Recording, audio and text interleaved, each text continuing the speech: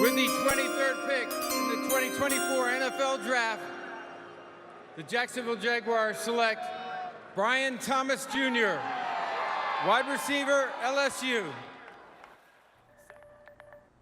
Yeah, you heard it. Another wide receiver is coming to the 904. The Jaguars selecting a wideout in the first round for the first time since 2012 when they took a man out of Oklahoma State, Justin Blackmon. Tonight, it is Brian Thomas Jr. Hello, everybody. Chris Porter here live at Everbank Stadium, where it is quiet now. The Duval draft party is over. The Jaguars trading back from 17 to 23 to get this guy. Let me tell you something. All he did was lead the country in touchdown catches with 17. He can make all of the catches. He's a tall guy. He's an athletic guy who has a whole lot of upside. He was asked about his thoughts on being able to play with the likes of Christian Kirk, Zay Jones, and Evan Ingram.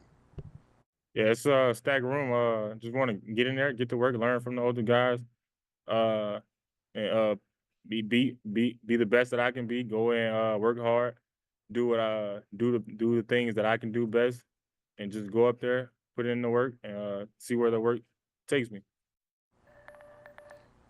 Now, if you watched me this morning on Porter's Place, I told you I wanted the Jaguars to trade up and get Malik Neighbors. He went number 6 to the G, man, but I am satisfied with Brian Thomas Jr. because that's more offense. Also, the Jaguars top brass spoke about why they took this guy at number 23.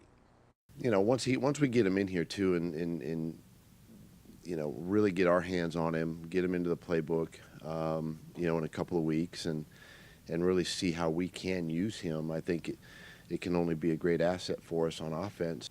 Great size. I mean, great size. You know, big, he's tall, has a really good route tree, can run all the routes. So there, joining me now, pardon me, is First Coast Sports analyst James Coleman. We just heard from Jaguars head coach Doug Pederson talking to the media. James, thank you for joining us yet again. He was talking about this guy can run all of the routes. He's tall, he's athletic. Since day one, Pederson and company has always said they want to build around Trevor Lawrence. Good pick. Yeah, I mean, that's what you got to do. If you're going to invest in him, he's your quarterback of the future. You have to get him weapons, and you have to get him weapons that can grow with him. So we want him to become a #1 wide receiver, and they can say what they want to say about running all the routes. There are specific ones that he runs very, very good that we haven't had other guys be able to do it. In particular, you got to have a guy that can be able to take the top off the defense with the routes and be able to be a true #1 guy so that Christian Kirk, Zay Jones, and company can be able to fulfill the roles that they play on this team on a really high level.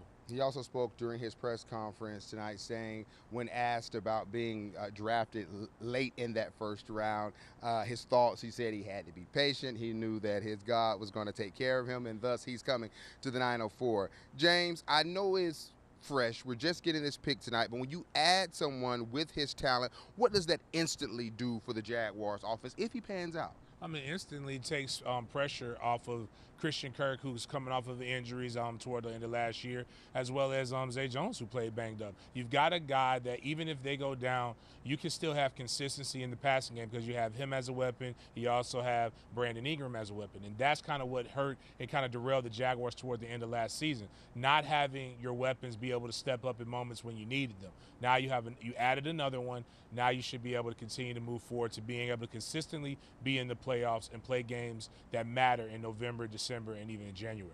All right, James, we knew that coming into tonight's draft, the Jaguars had 3 positions of need: wide receiver, defensive end, and cornerback. We've got our wide receiver. Where do you go tomorrow in the second round? I go to cornerback. You know, there's 2 good corners. Again, we're going to lean on my alma mater, but you have Jerry Jones and you have Ronaldo Green. Ironically, Thomas knows a little bit about both of those guys, as they are probably the only 2 corners in the nation who have actually slowed them down over the last 2 years, both he and Malik Neighbors.